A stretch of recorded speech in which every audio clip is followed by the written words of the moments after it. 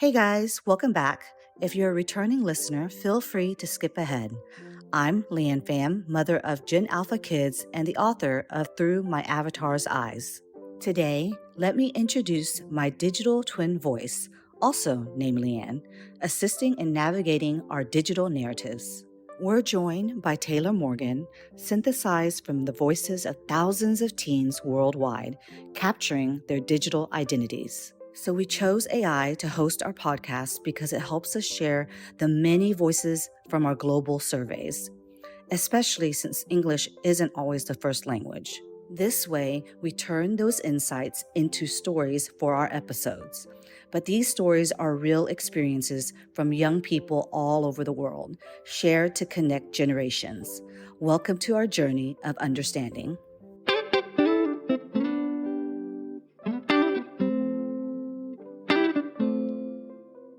Welcome to Speaking Teens. This podcast bridges the worlds our youth inhabit, tangible, everyday life, and the vast digital metaverse where avatars represent complex online personas. When we talk about avatars or digital life, we're delving into realms like Roblox, Fortnite, Minecraft, Sandbox, Decentraland, and more, including online communities like Discord, where teens are known by profile pictures and usernames. Avatar here means any digital representation of themselves, be it in games, the metaverse, or social platforms.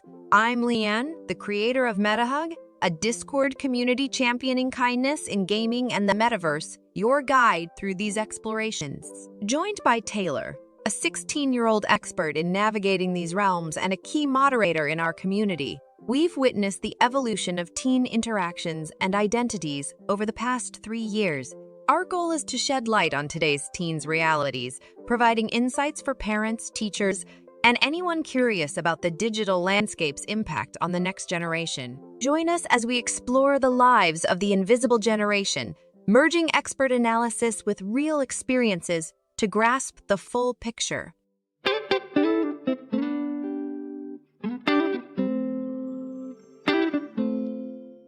Hey everyone, welcome to our kickoff episode of Digital Generation Dialogue. Today, we're tackling a huge topic: digital identity versus real-life challenges. It's all about how today's digital teens juggle who they are online with their real-world selves, the contrasts, the overlaps, and everything in between. And who better to dive into this with us than Taylor? At just 16, they're right at the heart of it all, offering us a front row seat to the experiences shaping our digital natives. Let's get into it. Thanks, Leanne. It's great to be here. In this very first episode, we're tackling something that's pretty much at the heart of every teen's life today: navigating our digital identities alongside our real-life challenges. It's like juggling two versions of ourselves, and let me tell you, it's not always as cool as it sounds. Crazy, right? Witnessing this firsthand through our interactions on Discord, especially seeing how our members navigate this. It's fascinating and a bit surreal. I'm eager to delve deeper into what this dual existence really means for today's teens. I mean, from your experience, how do you maintain balance between your digital and real-world self? Absolutely. It's a mix of freedom, creativity, and, yeah, some pressure too. But there's a lot to learn from it all for both teens and adults. With all the creative freedom in designing avatars, do you think there's a deeper connection between a person's avatar and their real-world self? I think our avatars are like mirrors reflecting parts of us that we're either discovering or longing to express more openly. It's fascinating because, for some, their avatar embodies who they aspire to be: braver, more outspoken, or simply different. For me, it was about experimenting with styles and interests I wasn't sure about in real life. It's like having a safe space where you can test the waters of your identity without the fear of being judged. Have you or anyone you know experienced a moment of self-discovery through avatar customization? Oh, definitely. I've seen it happen time and again in our community. There was this one time a member shared how designing their avatar led to a real-life hairstyle change. They realized through their avatar how much they loved a certain look but were too scared to try it. It's more than just playing dress-up. It's about finding parts of yourself you never knew existed. And when you see that reflected in your digital self, it can be a powerful push towards embracing those aspects in the real world, too. Also, looking at our surveys from our community, there's a noticeable trend on how avatars allow for a level of experimentation and expression that might not be possible offline. With thousands in our group embracing completely different avatars, what do you think this freedom says about the role of digital spaces? I don't know, but especially in our personal development and self-discovery. Yeah, seeing the survey stats really puts things into perspective. For example, knowing that 70% of us choose to design our avatars as completely different characters or dive into fantasy elements highlights just how much we value the freedom to experiment and express ourselves in ways we might not be able to offline. And it's not just about escaping reality, it's about exploring different facets of our identity in a space where creativity has no limits. This blend of anonymity and artistry allows us to test out new waters without fear. Yeah, it's so interesting. Plus, understanding the diverse age and gender representation in our community reinforces how inclusive and wide-reaching these digital platforms are. They're not just games or apps. They are really environments where we can be whoever we want to be, learn about ourselves, and connect with others who share our interests and challenges. We've seen in our surveys that a lot of teens feel more accepted in online spaces than they do in real life. What do you think is behind that feeling of greater acceptance online? Well, it's really about the space online worlds give us to be whoever we want without immediate judgment. For most of us online, we're not confined by our physical presence or the immediate expectations of those around us. For me and many others, it's easier to find communities that share your interests or struggles, making you feel less alone. The acceptance comes from this shared understanding and the anonymity that lets us open up without fear of being sidelined. Another interesting point from the surveys was how teens are using these digital platforms to explore and express parts of their identity they're still figuring out. Why do you believe the digital world is such a conducive space for this kind of exploration? Also, Digital Realm acts like a sandbox for identity exploration. It offers a mix of anonymity and community that's hard to find elsewhere. You can try out different aspects of your personality, interests, and even future aspirations with a kind of freedom that real life sometimes lacks. For me, experimenting with how I present myself online has been a safe way to explore without the pressure of immediate real-world consequences. It's this blend of safety, freedom, and instant feedback from a supportive community that makes digital spaces ideal for figuring out who we are or might want to be. It's just easier. You've talked about how teens have these online and offline selves, right? Could you unpack that a bit for us? How's that working out in your life and for your friends? Sure, imagine having two versions of yourself. One lives in the digital world where you can edit, filter, and curate how you appear. This avatar can explore different aspects of identity without the immediate consequences of the real world. Then there's the real life you dealing with day-to-day stuff like school and family. For me, it's like switching between these two personas. Online, I might share my artwork or celebrate small wins, presenting a more confident version of myself. Offline, I'm dealing with homework, trying to meet my parents' expectations, and navigating friendships. It's a bit like wearing different hats, but each one is a true part of me. The tricky part is making sure one doesn't overshadow the other. That's really cool. Sounds like you're juggling two worlds there. How do you make it work, keeping your online and offline lives in sync? People always say how freeing it is to create who you are online. What are some positives you found in expressing yourself digitally? Oh, there's a lot. Well, the digital space is like a canvas where I can paint any picture of myself that I want. It's liberating. For instance, I started sharing my digital art online, something I was initially shy about doing in real life. The support and feedback was incredible. It's not just about getting likes. It's about connecting with people who share your interests and passions. That sounds incredibly rewarding. Well, it's also about self-discovery. Experimenting with different aspects of your identity online can actually help you understand yourself better. Plus, the communities you find. I've met people from all over the world who I can learn from and grow with. It's a way of building a global network of friends and mentors, all from your living room. Isn't it incredible how the online world broadens our horizons, connecting us with people and places we'd never imagine? This sense of finding your community and belonging is something really special. We sometimes forget to talk about this side of our digital lives, but it's huge.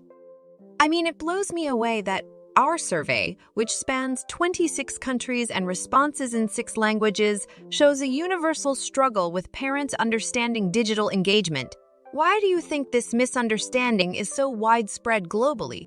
I think it's a mix of generational differences and the rapid pace of digital innovation. Many parents didn't grow up with the internet and digital platforms as integral parts of their social lives, making it harder for them to see its value beyond surface-level entertainment.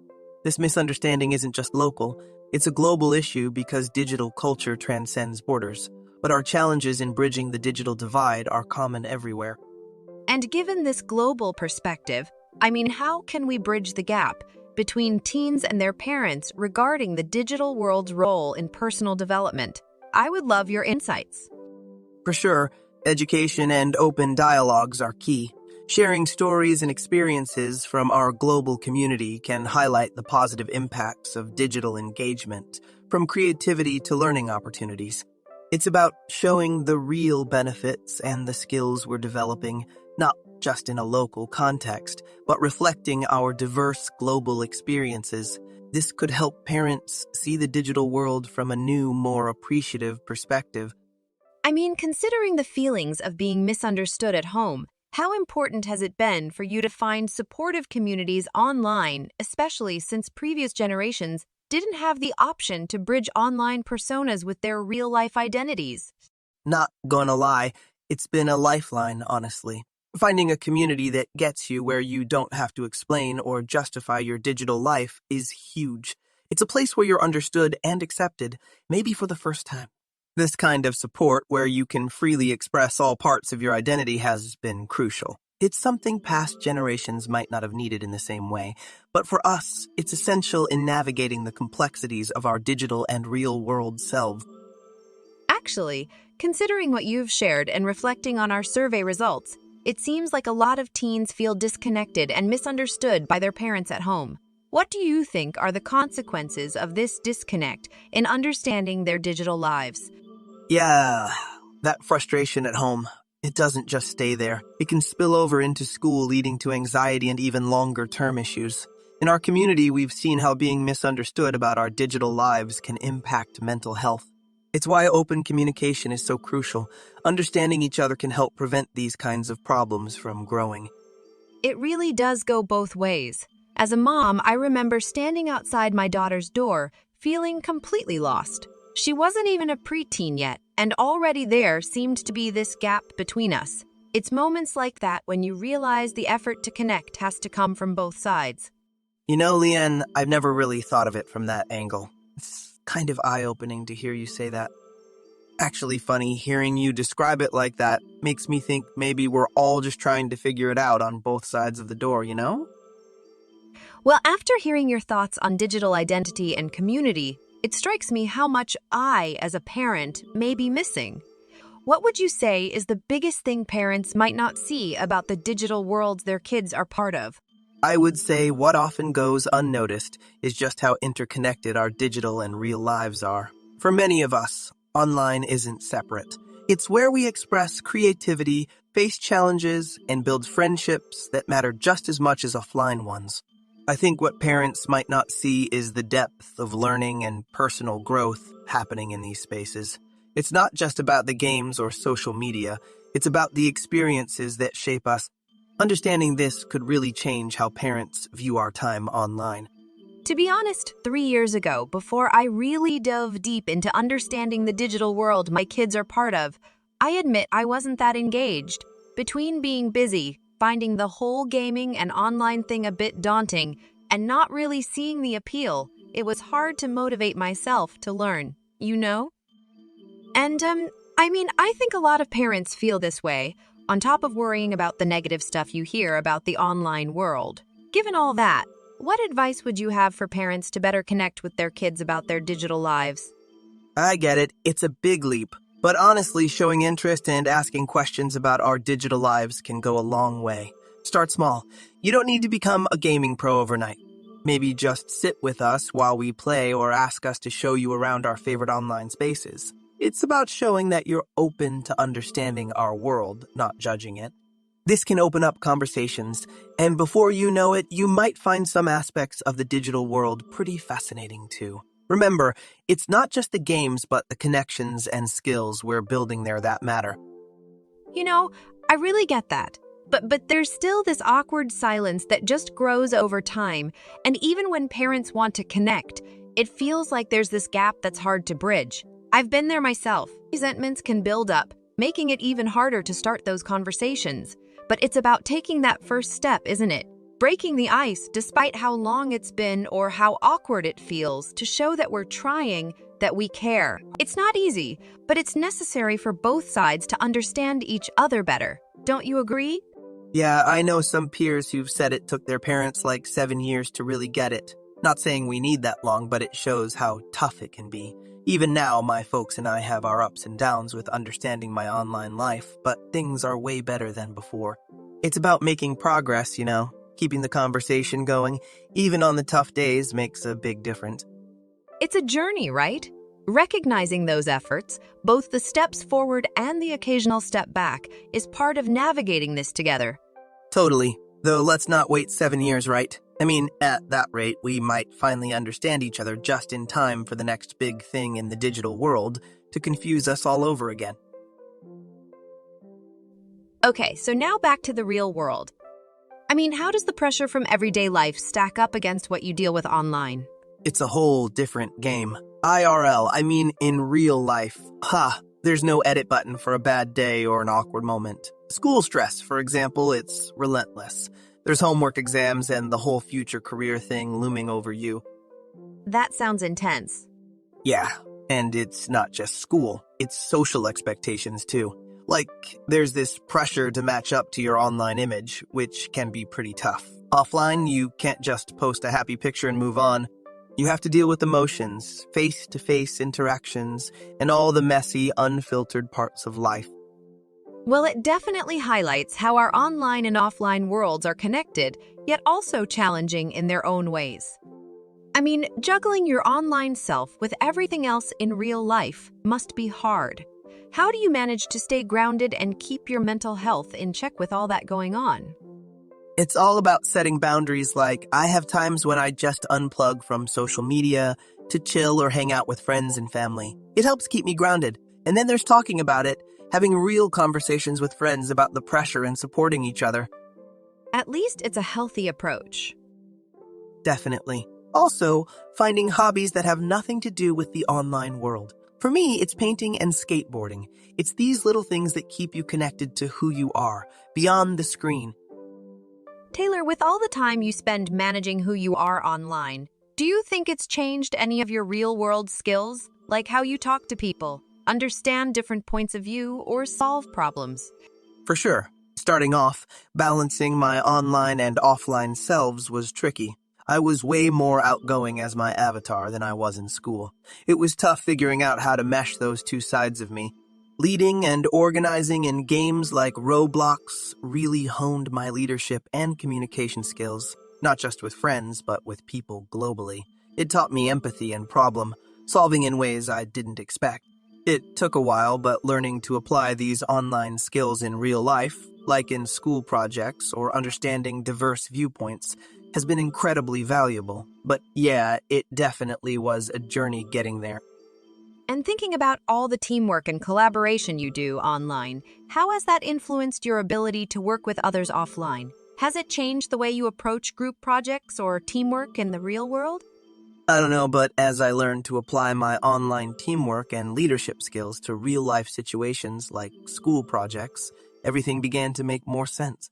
It was a journey to align these aspects of myself, but practicing these skills in the digital world genuinely improved my real-world teamwork abilities. It took time and effort not just for me, but many of my peers as well. Navigating these two worlds isn't just about managing challenges, right? There must be some opportunities for growth in all this.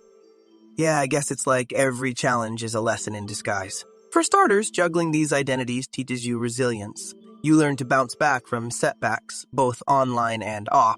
Then there's empathy. Seeing the world through different lenses online helps you understand and connect with people's experiences and feelings. That's quite profound. Yup, and it doesn't stop there. All this navigating and balancing really boosts your self-understanding.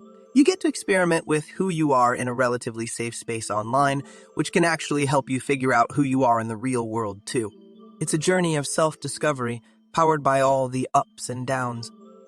Being a parent means we're part of our kids' discovery of themselves, online and off. I know with our busy schedule, it's hard to make time for something seems like so left field and to find interest in learning. But it's key we keep the conversation open so they feel okay talking about their online world without getting judged.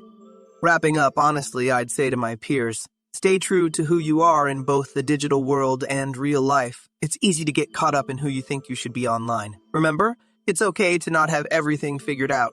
Use these experiences to learn more about yourself and don't be afraid to show your real side. Let's strive for balance, embrace self-reflection, and support each other. Together, we can navigate these two worlds with confidence and authenticity. And to all the parents listening, this journey of balance and self-discovery isn't just for teens. We need you too. Being open, understanding, and ready to learn about our digital lives can bring us closer. Let's build this bridge together with patience and open hearts. This brings us to the end of today's episode. Thanks so much for joining us on Digital Generation Dialogue. It's been a real eye-opener discussing the digital and real-life realms of today's digital teen. Yeah, thanks everyone. Your time and ears mean the world to us. Next time we're diving into online safety and privacy, a topic you won't want to miss. Until then, keep the conversation going. Share your thoughts, stories, and questions with us. Stay curious, stay connected, and above all, stay true to yourselves. Alrighty, bye for now. Catch you in the next episode.